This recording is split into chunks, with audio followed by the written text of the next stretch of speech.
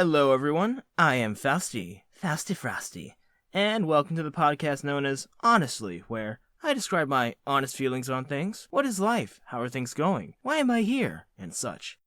This podcast is mainly meant to get my opinion out in the open, and if you guys enjoy that, then stay tuned, because if the time is right, I plan to post episodes every week. So yeah. This first episode is going to be describing my honest reasons for becoming a voice actor and why I decided that it would be my most ideal job. Now, when you think of the term voice actor, what is the first thing that come to mind? Do you think of people like Johnny Young Bosch or Crispin Freeman, people who have done work for various projects and practically do voice acting for a living? Or do you think of people like me, shouting in their closet, "Ah, Koriyama-kun, you will pay for that," just because it's funny? If you think both, then good, because to me, anyone can do voiceover, whether it be professional or amateur. As long as you know how to act with emotion and convey it through your words, then you can very much be a voice actor. Weirdly enough though, people also think that there's segregation between voice actors and just live actors, the ones that people can see on screen. And I'll be one to tell you that there really is no difference, just that live actors have more tools to work with. If you're an actor, you can be a voice actor. It's all about the conveyance of emotion.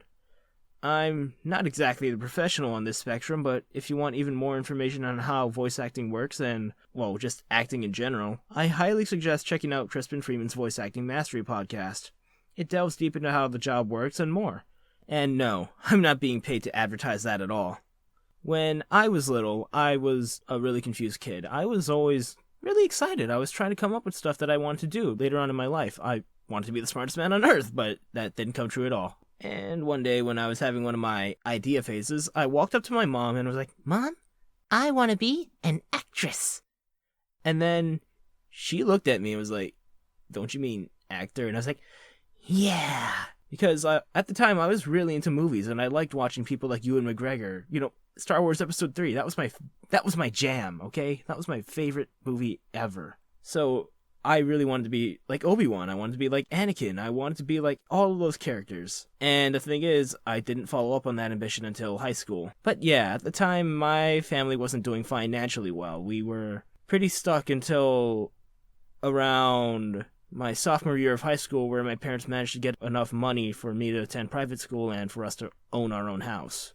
But when I got up to my senior year of high school, I found that there was a performance arts class in my school. And I figured, why not go ahead and reignite that old ambition? Why not see what I can do on the theater and where that takes me? So when I went ahead and did that, I found that I really, really loved it. It was great. Like, yeah, I started off nervous as hell, and I didn't know what I was doing. But once everything started picking up, and I did one of the greatest monologue performances I think I've ever done in my life, yeah, it was amazing. That class taught me so much, and it got me into something that I really, really felt like I could continue with. My first actual acting credit came from that class. It was for a student showcase thing, and we were doing just monologues or scenes that we had during the class. One of the monologues that I chose to do was from a comic book called V for Vendetta. For those of you that have at least a small knowledge of comic books, you know V for Vendetta. It was written by Alan Moore, one of the more famous comic book writers, and the one who creates some really, really dark stories. But V for Vendetta was frickin' fantastic. I also watched the movie, so I had Hugo Weaving's deep voice in my mind, and I was like, I want to try and see if I can pull that off, if I can be the badass anarchist that V is. So, I asked my teacher if I could go ahead and perform that for the class, and he was like, "Yeah, sure, go ahead." So when I performed it, he was like, "That's going into your student showcase," and I was like, "Okay." So we went ahead and did the entire thing. I bought a Guy Fawkes mask specifically for that. I put it on my face, and he gave me a Kylo Ren costume, for the body parts, and I had my hat. So when we went up, I went ahead and did the monologue, and my voice sounded very much like this. A lot more sophisticated, and a lot more overdramatic British, if you know what I mean. But yeah, that was my first acting credit ever. And then from there, I went into Leeward Community College. I started doing the theater program there with Betty Burdick, and it was fun. It was great. It's still great. I'm still in her class right now, and I'm just so happy that in a way, this all led up to me actually deciding to become a voice actor. But yeah, before that point, I was already paying attention to voice actors. I liked people like Yuri Lowenthal, like Johnny Young Bosch, who impressed me with his Izaya Orihara. People like Bryce Papenbrook, who does Maso Mikita and Durarara. I loved every single voice. Or I tried my best to pay attention to them. And like a lot of the time, I ended up gaining their inflections on pure accident. Keep that in mind.